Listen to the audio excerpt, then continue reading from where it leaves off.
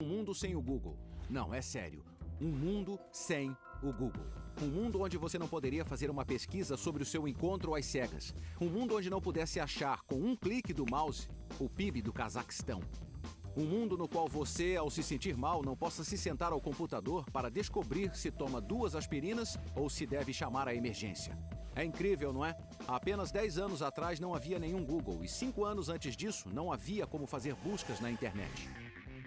E isso era um problema enorme. Porque de que adiantava o World Wide Web se você não podia navegar e ir aonde quisesse?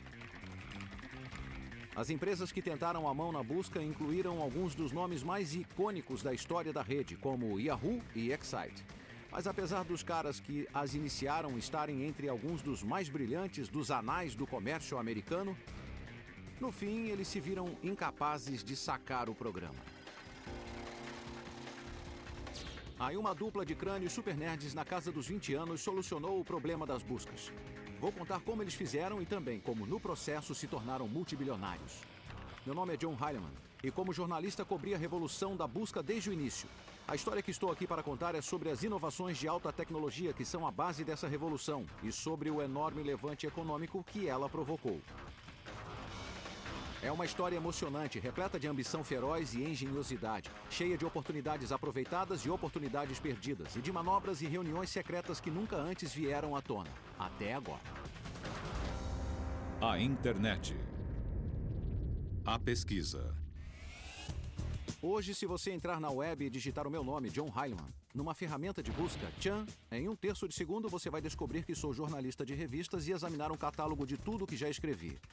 E dado que existem mais de 150 milhões de sites e bilhões de páginas na web, a tecnologia que possibilita uma busca super precisa é uma espécie de milagre. E é um milagre que a maioria de nós não lhe dá o seu devido valor. Esquecemos que há pouco mais de 10 anos, a web era assim. Páginas e mais páginas de textos simples, listas imensas de frases sublinhadas. E encontrar o que você procurava na web era praticamente impossível. Não havia jeito de procurar as coisas. Só o que você podia fazer era seguir links e torcer que a sorte levasse você até alguma coisa útil. Para entender como viemos tão longe, como o milagre da busca pela web aconteceu, precisamos voltar a uma época anterior à Google, até a história de empresas como a Yahoo e a Excite, que prepararam o caminho para a sua existência e se tornaram os seus maiores rivais, e para um lugarejo na Califórnia, sobre o qual você já deve ter ouvido falar.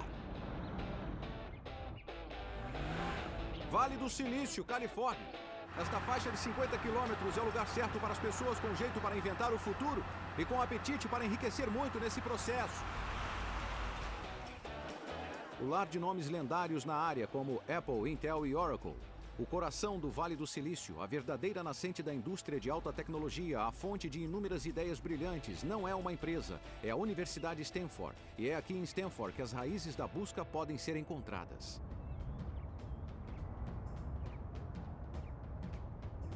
Você deve estar achando que vou dizer que em algum laboratório por aqui, alguns estudantes que só tiram 10 e seu professor crânio estavam inventando algum chip de silício mega veloz ou algum enorme supercomputador e tomar o vale de assalto.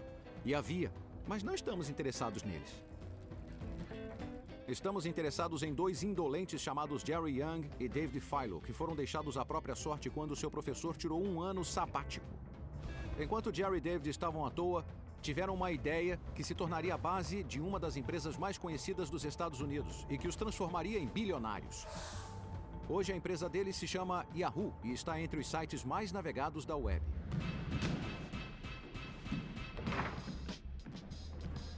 Tudo começou quando Jerry e David estavam tentando achar um jeito furtivo de usar a internet para ganhar um concurso da Liga de Basquete de Stanford. Os garotos eram estudantes de engenharia elétrica e tinham acesso à web. Eles a varreram minuciosamente site por site procurando informações atualizadas sobre esportes. David descobriu como acessar um monte de sites diferentes para conseguir os dados dos jogos de basquete da noite anterior. Ele puxou tudo e compilou os dados para tentar ver se a gente devia mudar de jogador, trocar jogadores ou fazer seja o que for. É difícil imaginar uma meta mais trivial do que um concurso destes.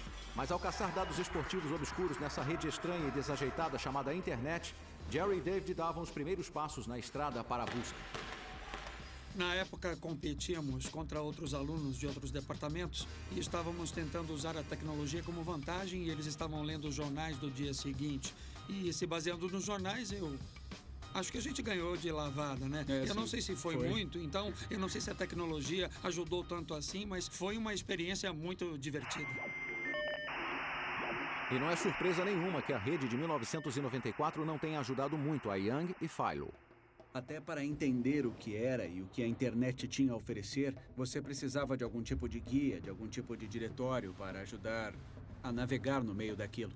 Era um pensamento simples, porém brilhante. Um diretório que pudesse mostrar aos usuários virgens da web como encontrar coisas legais nesse novo mundo eletrônico.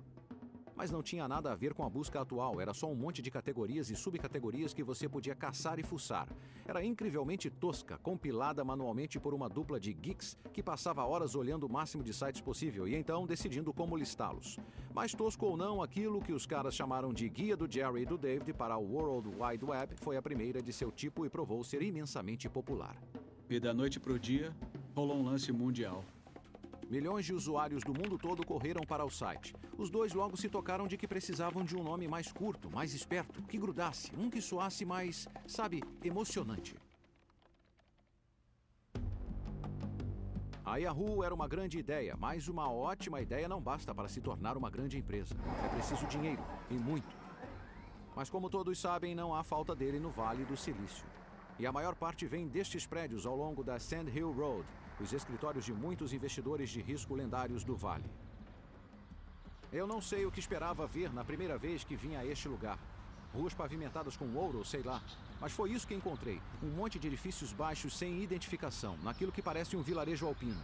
Mas por trás daquelas portas ali estão os investidores de risco, os caras que presidem os fundos de investimentos, contendo bilhões e bilhões de dólares. Os caras que decidem quais empresas iniciantes sobreviverão e quais nunca verão a luz do dia. Uma das mais bem-sucedidas entre essas empresas é a Sequoia Capital. Seu sócio mais famoso, Michael Moritz, decidiu fazer uma visita aos jovens fundadores da Yahoo em seu trailer em Stanford. Lá dentro havia uma grande confusão.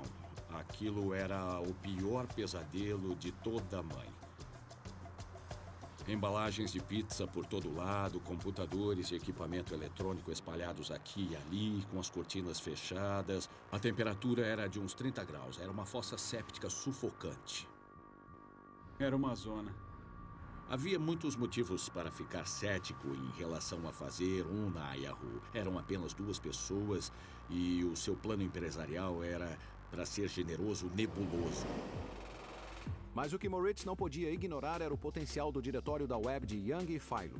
Nos parecia bem claro que qualquer um que estava oferecendo um serviço que servia de guia para todas essas coisas que de outro modo eram difíceis de desvendar, com o passar do tempo, oferecia o potencial de ocupar um terreno muito estratégico. Moritz investiu $2 milhões no site de Young e Philo, mas foi uma aposta baseada em pouco mais do que um palpite. Apesar de muitas visitas ao site da Yahoo Site, não era óbvio de onde viriam os lucros ou até mesmo a receita. Nós tínhamos uma empresa, tínhamos de achar um jeito de faturar com ela e àquela altura não tínhamos nenhuma receita.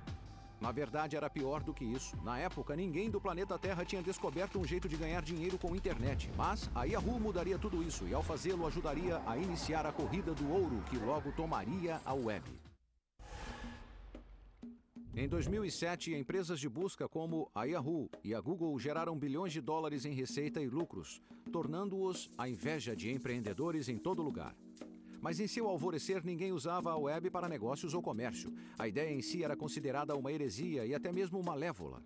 Eu me lembro claramente das discussões enquanto a web tentava definir a sua cultura. Em meados da década de 90, o centro da cultura da web não era o Vale do Silício, mas aqui neste pequeno parque, no extremo sul de São Francisco. A revista Wired e a sua irmã online, a Hot Wired, foram lançadas. Eu trabalhava aqui na época e os argumentos a respeito da iminente comercialização da web eram ferozes e se resumiam a apenas uma palavra: publicidade. A publicidade dividiu a comunidade na web. De um lado estavam os investidores de risco e outros tipos financeiros que acreditavam que a internet era um novo meio e a mídia sempre fora sustentada pela publicidade. Sabe, havia uns 100 anos de história de mídia por trás dela que diziam: se você consegue reunir uma plateia grande em um lugar só, poderá vender publicidade a ela. Não era preciso muito mais inteligência do que aquela entre as orelhas de uma salamandra para sacar isso. Do outro lado estavam os utopistas da internet, pessoas que viam a web como um lugar que prometia liberdade.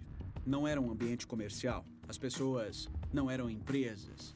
Era apenas um monte, em geral, de estudantes universitários, pesquisadores que faziam experimentos com essa coisa nova.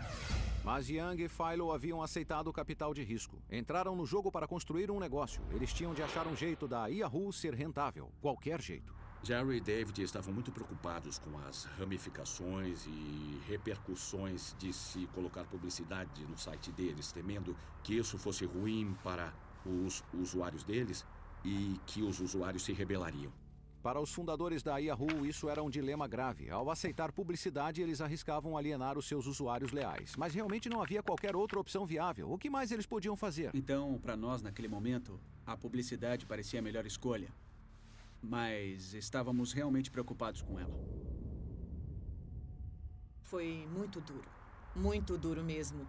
Nós não tínhamos ideia de como isso seria recebido, se haveria retaliação, se geraria algum cinismo sobre que interesses comerciais farão a esse tipo de ambiente de informações utópico. No final de 1995, a Yahoo começou a aceitar publicidade em banners com a respiração presa e os dedos cruzados. Estávamos inseguros quando pusemos as primeiras propagandas lá, tipo, será que isso vai funcionar? A agonia acabou sendo em vão. Os usuários do Yahoo continuaram se multiplicando e mais usuários significava mais anunciantes pagando mais para pôr os seus banners diante de um número crescente de olhos. Pela primeira vez, a Yahoo tinha mostrado que era possível ganhar dinheiro na web. Era um momento crucial na história e significava uma coisa: o surto da web tinha começado. Foi quase como se tivesse sido dado um tiro de largada. Em 1996, a Yahoo enfrentava uma série de desafiantes que ganhavam terreno sobre ela: Infoseek, Alta Vista, Lycos. Mas a rival mais formidável da Yahoo era uma empresa chamada Excite. Na superfície, a Excite era muito parecida com a Yahoo. Era outra empresa iniciante de busca fundada por outro grupo de garotos de Stanford, substituindo uma casa pulguenta nos subúrbios por um trailer pulguento no campus. Mas a tecnologia que o site desenvolveu era consideravelmente mais sofisticada do que aquela desenvolvida pela Yahoo. Em vez de uma lista de sites compilados e divididos em categorias por seres humanos, o Excite era puro software. Você digitava sua indagação e o serviço vasculhava a web, encontrando páginas que continham o termo que você havia digitado. Ou seja, era uma versão rudimentar da busca como a conhecemos hoje. Quando começamos, estávamos em 17º numa corrida de 17 cavalos. E sabíamos que, depois de um ano, seríamos o número 1 ou o número 2 ou estaríamos mortos. A avareza dominava. A ambição e a animação estavam no ar. Em 1997, a internet estava explodindo. Milhões de pessoas entravam online para ver o motivo de tanta exaltação. A Yahoo, o Excite e outros mecanismos de busca estavam ocupadas, se transformando no que se conhecia como portais. Destinos emocionantes, repletos de distrações, de cotações da bolsa, e-mail e salas de bate-papo. Eram parques de diversão. Uma miríade de atrações bugigangas e quinquilharias reluzentes, projetadas para transformar usuários em uma plateia cativa em benefício dos anunciantes. Ele fez com que as pessoas se envolvessem em inovação extrema, competição extrema e um jeito de viver muito extremo e insustentável. Pagávamos na mesma moeda. Nós lançávamos personalização e a Yahoo lançava personalização. A Yahoo lançava e-mail, nós lançávamos e-mail. Estou usando a busca do Yahoo para escrever um livro sobre estalar os dedos. Então, nos primeiros anos era uma coisa meio indefinida. Ninguém sabia o tamanho que isso teria.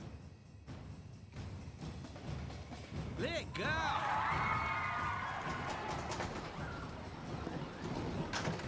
Mas embora as empresas de buscas estivessem fazendo grande sucesso, também estavam se tornando algo muito diferente do que eram quando começaram.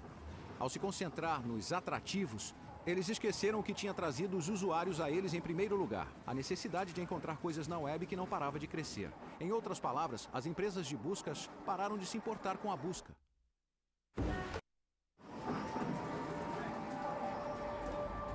Do Vale do Silício às ruas de São Francisco, a área da Bahia estava repleta de crânios ambiciosos, atrás de oportunidades concebíveis relacionadas à web, solucionando problemas concebíveis relacionados à web, certo?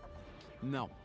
De fato, a maior oportunidade ainda estava lá fora, encarando as empresas de busca bem nos olhos, mas seu sucesso as deixou tão cegas que não podiam ver.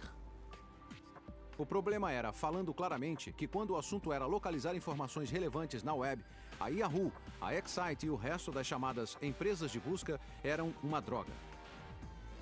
Você podia passar o dia todo digitando várias combinações de palavras para encontrar o que você queria e ainda assim não ter nenhum resultado. A maioria dos resultados eram links de sites tentando vender alguma coisa que você não queria e frequentemente obscenas. Em suma, o mundo tinha fome de um jeito radicalmente melhor para fazer buscas na web. E com certeza isso veio da mesmíssima instituição que já havia produzido a Yahoo e a Excite, Stanford. Mais uma vez, o nome da empresa era descaradamente pateta. Google, uma variação na palavra Google, um termo matemático para 10 elevado a 100, e novamente os fundadores eram uma dupla de geeks jovens e pouco socializados, Larry Page e Sergey Brin. Eles se conheceram na primavera de 1996, em uma visita guiada de São Francisco para estudantes que iam se formar em Stanford. E quem liderava a visita era Sergey, um belo garoto russo-americano, meio revoltadinho. Ele tinha uns 19 anos. Que é muito novo. Era um dos nossos candidatos mais jovens ao PhD. Eu me lembro que ele era bem sucinto. Era o tipo de pessoa com respostas rápidas e tinha um ponto de vista radical. Larry foi um dos últimos estudantes na visita naquele dia. Era um garoto típico do meio oeste, filho de um acadêmico. E a coisa mais incrível que já tinha feito foi uma impressora a jato de tinta com Legos. Era um cara despretensioso, quieto. Não era o tipo de pessoa que você conhecia e ficava surpreso. Quem o conhecia dizia, esse é um cara legal. E foi o cara legal Larry que teve uma ideia de gênio que transformou a busca numa coisa mágica e lançou a Google. Dadas as consequências abrangentes dessa ideia, sociais, culturais e com certeza financeiras, você poderia pensar que é incrivelmente complexo, mas de fato, em sua forma básica, é bem simples. A ideia começou com a noção de que a web realizava um concurso de popularidade contínuo sobre o seu próprio conteúdo e que a quantidade de vezes que uma certa página da web tinha links em outros sites poderia ser uma medida de sua utilidade ou relevância. Page acreditava que um link de site para outro é uma espécie de recomendação. Ele e Brin construíram a ferramenta de busca da Google com base nessa convicção. E como escreveram na agora famosa dissertação acadêmica de 1998, abre aspas, em essência, a Google interpreta um link da página A para a página B como um voto da página A em prol da página B. A Google avalia a importância de uma página pelos votos que ela recebe. Fecha aspas. Em outras palavras, quando um site sobre, digamos, Abraham Lincoln resulta em 15 milhões de links, isso significa que muita gente a achou útil. Outro site de Lincoln que, digamos, resultou em 11 links, não impressionou quase ninguém. Essa realização levou Page e Brin à sua própria versão do ditado siga o dinheiro. Para encontrar os sites mais relevantes, o que você tinha de fazer era contar os links. A ideia de Larry sobre a contagem de links era simples, mas brilhante, e acabaria sendo o coração do incrível sucesso da Google. Mas na época, Larry entendeu dessa forma? De jeito nenhum. A primeira pessoa a ver a Google em ação foi um dos professores de ciência da computação dos rapazes, Héctor Garcia Molina. Brincamos na minha sala por um tempo, olhando para a contagem dos links, ou seja, quantas páginas apontam para a sua página, de páginas interessantes. Então, olhamos para a homepage de Stanford e então a comparamos com outros departamentos, o MIT ou Berkeley, que são nossos concorrentes. E nos divertíamos muito vendo quais dessas páginas eram mais importantes do que as outras, porque havia mais referências a elas. Quando Larry e Sergey lançaram a Google no site de Stanford, todos que viram a ferramenta perceberam que era especial. Era uma ferramenta de busca que voltava a se importar com buscas. Da sala de estudantes graduados no campus de Stanford Campus, vista aqui nestas imagens inéditas, Page e Brin lutaram para gerenciar a popularidade de sua novidade inovadora. Havia tanto tráfego no Google que quase toda a internet da Universidade Stanford entrou em colapso. Então, a administração da universidade disse, vocês têm que sair do campus. Stanford não era mais útil para Larry e Sergey. Era hora deles saírem do campus e irem para o Vale do Silício, arranjar alguma verba e transformar sua ideia brilhante em uma empresa de verdade. E ao fazê-lo, eles se juntariam a milhares de candidatos a empreendedores, buscando fama e fortuna no ramo.com do Vale do Silício. E isso significava que as chances estavam contra eles.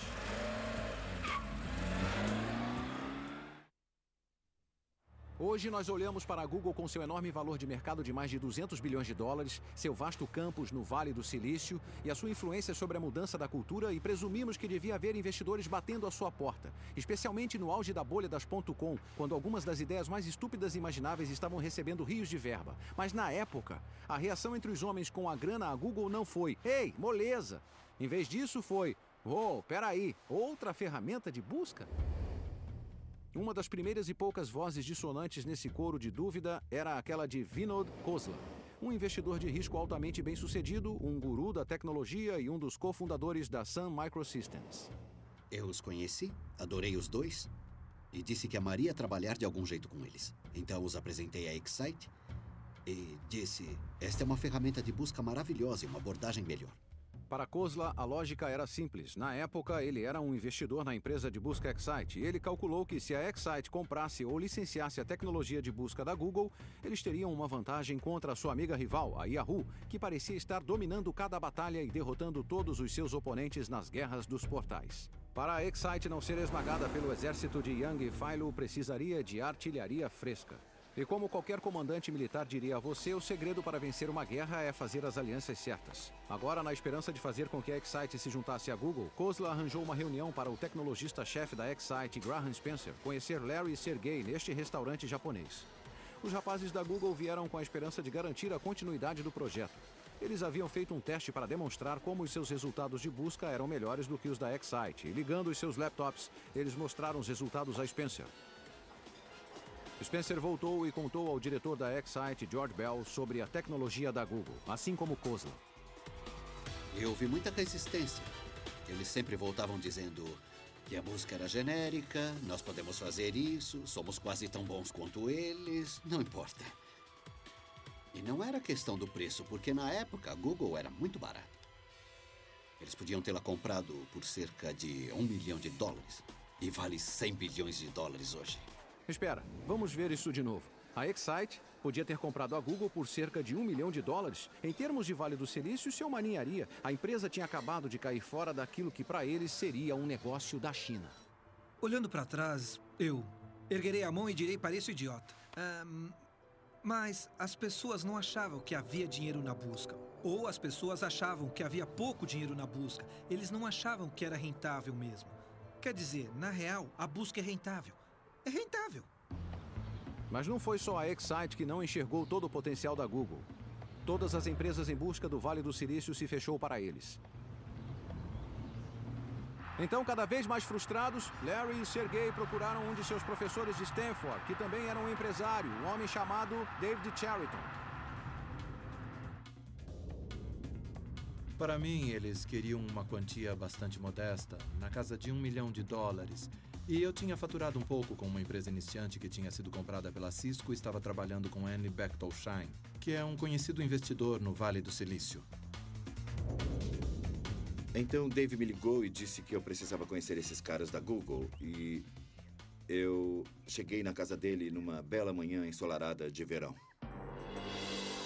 Larry e Sergey já estavam desesperados. Se David Chariton e Andy Bechtolsheim não vissem o potencial da Google, provavelmente era hora dos rapazes voltarem a se dedicar ao seu PhD.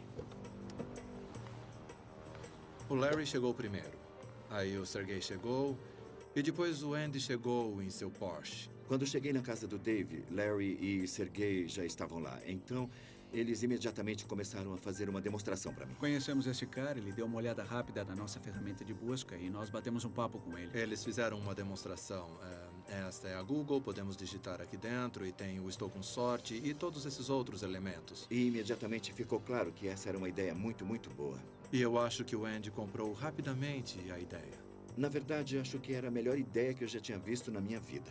Então ele disse: sabe, eu não quero que vocês fiquem estressados com isso ou tenham de se preocupar tanto com problemas de dinheiro agora. Por que eu não faço um cheque agora? Então, eu fui correndo até o carro, peguei meu talão de cheques e fiz um cheque para eles na hora. Ele voltou com o talão de cheques e nos fez um cheque de $100 mil. Para a Google, 100 mil dólares.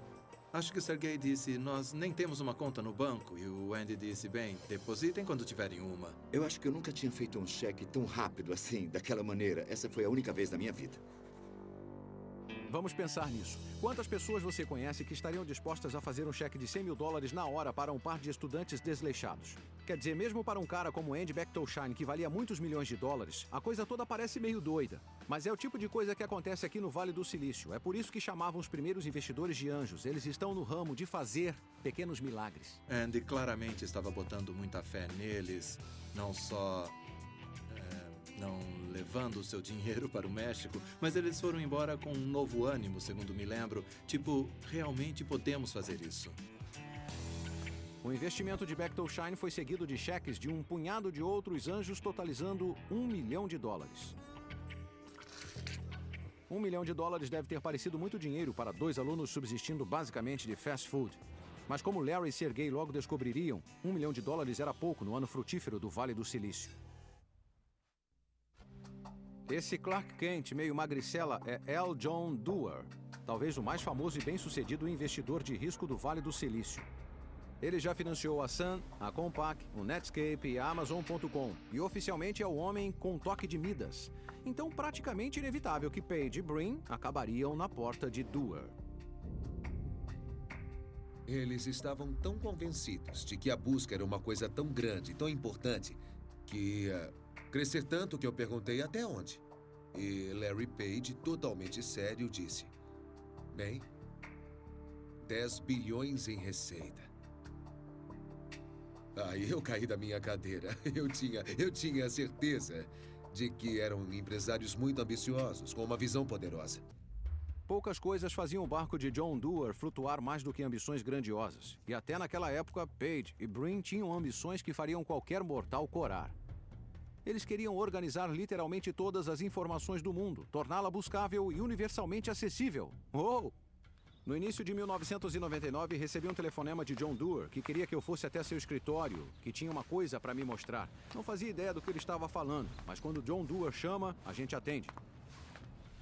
Doerr me sentou atrás de sua mesa e me disse que havia feito um investimento em uma empresa iniciante. Uma ferramenta de busca, imagine. Então ele se virou para o computador, abriu o navegador e me mostrou um site que eu não conhecia, google.com. A diferença era surpreendente, assim como a simplicidade radical do Google, e os resultados eram incrivelmente precisos. Eu me virei para Doerr e disse: uau, isso é impressionante, mas não tem publicidade no site, nem mais nada. Como é que isso vai dar dinheiro?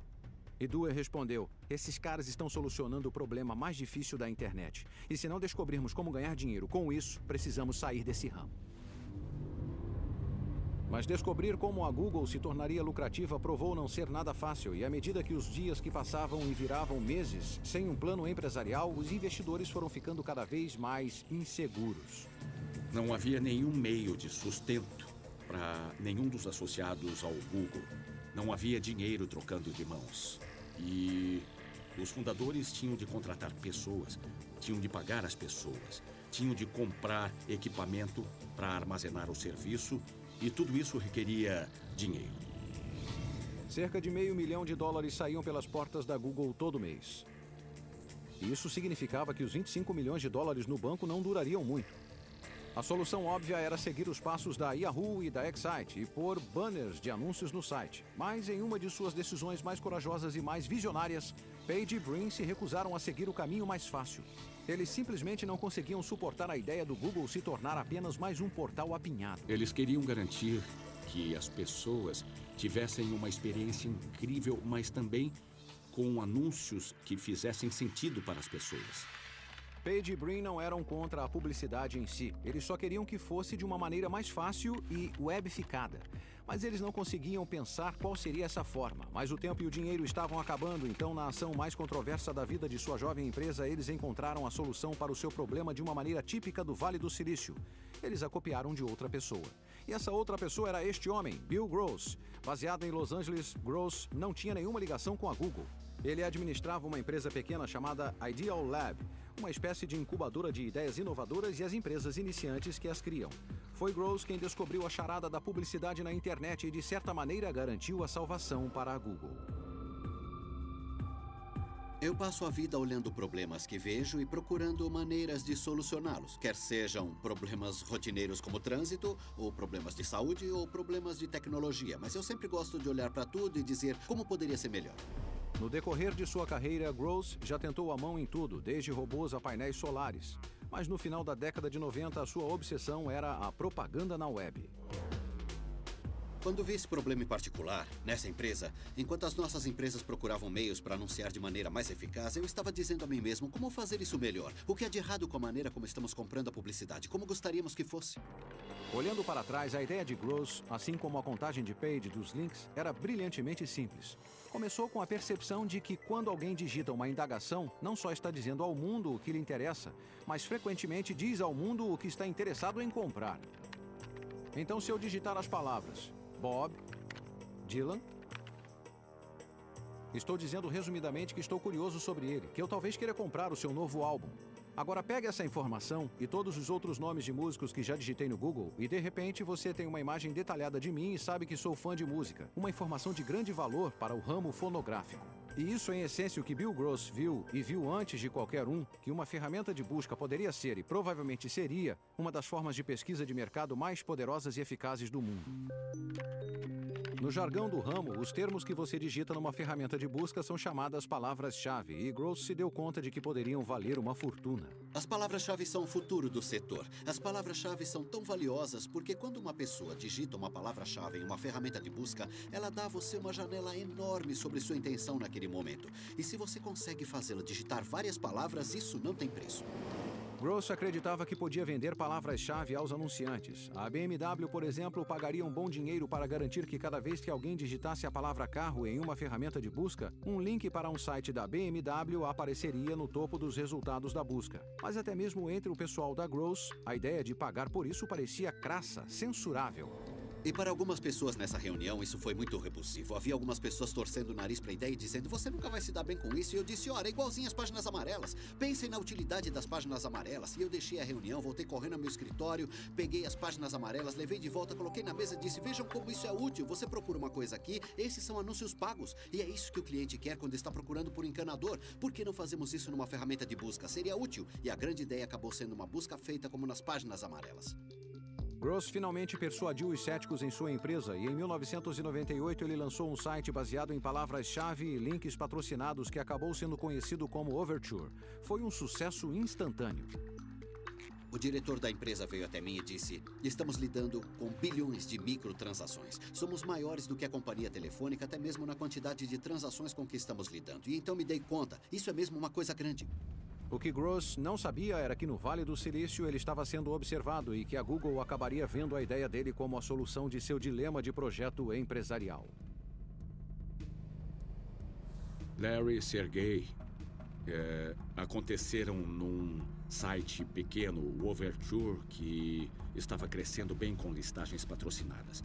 E acho que Larry, em particular, sentia que isso oferecia um mapa para um ramo em que o Google poderia entrar. Os rapazes da Google combinaram de se encontrar com Gross e depois encontrá-lo repetidas vezes. Grande parte da história empresarial é determinada por esses encontros entre os aspirantes e titãs se reunindo a portas fechadas.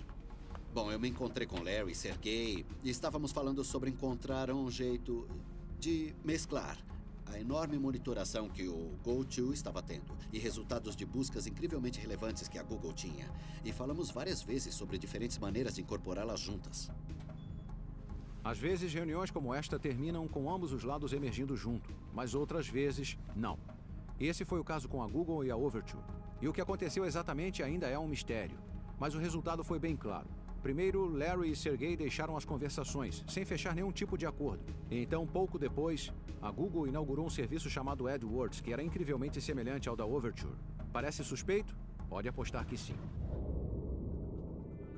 Gross processou a Google por essa semelhança e pela apropriação que sugeria. Mas finalmente os dois lados se entenderam fora dos tribunais. E uma coisa é certa, o acordo incluiu dinheiro bastante em ações da Google para manter Bill Gross extremamente feliz. Achamos que daria valor adicional, mas nunca pensamos que tivesse esse tipo de impacto e alcance e resultasse num plano empresarial online valioso. Mas adoramos que tenha acontecido. A Google incrementaria a ideia original de Gross de várias maneiras importantes, mas a principal era que separaria os anúncios dos chamados resultados de busca orgânicos. Dê uma olhada na página da Google que estamos tão familiarizados agora. Esta é a caixa branca onde você digita a sua indagação. Aqui estão os resultados limpos gerados pelo algoritmo de relevância do Google. Então aqui em cima e à direita temos os anúncios, os links azuis patrocinados pelos quais as empresas pagaram. E é deles que a Google faturou bilhões em lucros nos últimos anos. Ficou claro que era uma experiência melhor para o usuário do que chegar num site que parecia a Rua 42 ou Times Square às 2 da madrugada, e eles acharam que seria melhor para os anunciantes também, porque resultaria em mais negócios para eles. E essa foi uma ideia maravilhosa, incrível e surpreendente no início de 2000. O que a Google tinha feito não foi apenas abrir um caminho na direção de seu sucesso comercial. Tinha criado as fundações para a astronômica decolagem da publicidade na internet em grande escala. De repente, com AdWords e serviços semelhantes da Microsoft e da Yahoo, qualquer um que quisesse pôr seus produtos online, da Toyota e do Citibank, até um pastor nas montanhas rurais vendendo tapetes de pele de bode, tinha à sua disposição um meio eficaz de chegar a um mercado global. O que nós agora entendemos é que esse foi o nascimento da economia na internet e a Google, o seu principal jogador. Em 19 de agosto de 2004, a Google abriu o seu capital colocando as suas ações à venda na Bolsa de Valores Nasdaq. Nos 5 anos anteriores, a empresa tinha ido de zero a incríveis 3 bilhões de dólares em receitas anuais e tinha se tornado um nome conhecido. A abertura da Google causou um frenesi de especulação e expectativa, especialmente entre aqueles que esperavam, torciam para ela revitalizar um setor de tecnologia ainda se recuperando da queda das .com. No Vale do Silício, na época, havia um adesivo de carro muito comum onde se lia: "Por favor, nos deem só mais uma bolha". Mas a maneira como a Google conduziu a sua abertura causou a ira de muitos e naquele fatídico dia especulou-se que era um desastre esperando para acontecer.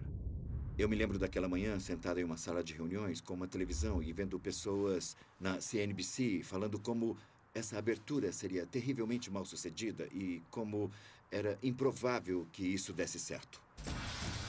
A controvérsia sobre a abertura do capital surgiu do fato de que a Google tinha optado por um nada convencional leilão para vender as suas ações e isso tinha alienado grande parte de Wall Street, que lucrava bastante com a maneira convencional de fazer negócios. A tentativa da Google despertar interesse de sua abertura na comunidade financeira rendeu críticas terríveis. Os executivos da empresa passaram a imagem de arrogantes e velados. A abertura do Google era o assunto da mídia financeira e havia muitas forças poderosas em Wall Street que acreditavam que não era assim que eles queriam que a oferta pública de ações fosse feita. Os grandes e poderosos de Wall Street estavam naquela sala de reuniões no prédio da Nasdaq em Times Square, assim como John Doerr, Eric Schmidt, Larry Page e eu. O clima estava pesado e a única coisa que o aliviou foi quando Larry plantou seu futuro traseiro bilionário em uma tigela de creme de leite. É surreal. É uma parede enorme de pixels e gráficos e você se dá conta de que toda a economia mundial está passando diante dos seus olhos. E então, Larry e Eric subiram ao palco. E havia uma grande expectativa sobre a abertura do mercado.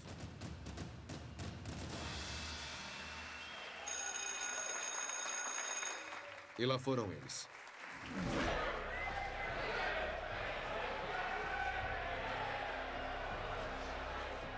E é claro que, na hora do almoço, a bolsa abriu e começou com $100, 15 dólares a mais do que o preço do dia anterior, e nunca mais caiu abaixo disso. No fim, apesar de toda a tempestade, a abertura do capital da Google foi um sucesso da única maneira que importava. Qualquer um que tenha comprado ações naquele dia e ainda tenha a sorte ou a inteligência de tê-las, guardou uma fortuna. 3 anos depois da abertura, a Google vale mais do que a FedEx, o McDonald's, a Coca-Cola, a Intel, a IBM ou o Walmart. Ações que venderam por $100 tinham subido para quase 700. Enquanto isso, Brin e Page estão entre as 30 pessoas mais ricas do mundo. A Google, sem dúvida, é a empresa que mais cresceu no mundo. Apesar de estar na lista da Fortune 500, os fundadores da Google sempre lutaram para que a sua empresa não fosse percebida como mais uma empresa truculenta e gananciosa, como, digamos, a Microsoft em seu auge. O seu portentoso e altruísta lema corporativo é "Não seja mal". O seu campus remonta à era das .com com sua comida gratuita, cadeiras saco e transportes Segway. Mas apesar de todos os atrativos simpáticos, a Google continua sendo uma grande máquina capitalista que continua a prosperar com o casamento de busca e publicidade que a empresa aperfeiçoou. Até a publicidade online realmente se tornar eficaz, não havia como pagar os programadores que estavam criando todo o software. Eles eram subsidiados. Então, por exemplo, na Sun, nós vendíamos sistemas ou hardware e usávamos esse dinheiro para pagar os nossos programadores de internet. Hoje, as empresas da internet podem pagar seus programadores de internet com receitas da internet que vêm da publicidade. Então, o desenvolvimento da tecnologia e da publicidade andam lado a lado. Mas a Google não está relaxando e mamando em seu negócio principal, não está descansando sobre os seus louros, muito pelo contrário. Ela sabe muito bem que ficar parado no ramo da tecnologia equivale a cometer suicídio comercial. A Google despejou seus lucros fantásticos em incontáveis experimentos e projetos, apostando em tudo o que está ao seu alcance. Existe o Google Library, o Google Books, o Google Maps, o Google Earth. Existe o Gmail, o Google Calendar, o Google Spreadsheets e o Google Docs. A empresa comprou a iniciante Blogger para publicação pessoal na web. Ela comprou a iniciante Picasa para compartilhamento de fotos online e, é claro, o YouTube para compartilhamento de vídeos online. E para muitos, tudo isso se resume a um plano para dominar o mundo. Então não é à toa que a Google Mania gradualmente começou a dar lugar a uma crescente Googlefobia. E a Googlefobia pode ser mais grave entre os defensores da privacidade que se preocupam com a quantidade de informações sobre todos nós que está armazenada nas bases de dados da Google. Mas não são só os libertários civis, até os mentores originais de Page e Brin têm as suas preocupações. As pessoas vão sentir que existe perigo em ter informações demais, guardadas sobre tudo o que fizeram e tudo o que buscaram. E vamos ler cada vez mais sobre isso. Para outros, a dominância metastática e expansão feroz da Google é um chamado às armas. Embora a Excite esteja há muito falecida, a Yahoo aumentou as suas ofertas em buscas e publicidade. E quem também tem como missão derrubar a Google é a Microsoft, uma empresa conhecida por nunca desistir e por chegar tarde à festa, mas sempre ser a última a permanecer de pé. No geral, se houvesse alguma grande oportunidade na internet ou em softwares, a Microsoft sacava isso bem rápido. E eles têm um bocado de pessoas inteligentes e muitos bens e forças. Mas exatamente à medida que a Google expandiu seu alcance em tantos cantos do comércio, a sua lista de inimigos fora do ramo da tecnologia ficou bem maior e mais formidável. Da Viacom e a News Corporation, da Rupert Murdoch a editores de livros e, em breve, toda a indústria de telecomunicações. As forças que agora estão se reunindo contra a Google irão confrontar a empresa com desafios muito maiores do que qualquer outros que já enfrentaram. Para a Google continuar a sua ascensão meteórica, Larry, Sergey e o resto do pessoal da Google terão de ser ágeis, inovadores e incrivelmente criativos. A história da alta tecnologia nos ensina que toda empresa, não importa seu tamanho, finalmente acaba pondo o pé na jaca. E embora isso ainda não tenha acontecido à Google, é inevitável que aconteça. A Google foi mais longe e mais rápido do que qualquer outra empresa já foi. Mas suas maiores batalhas e o verdadeiro teste de resistência ainda estão por vir.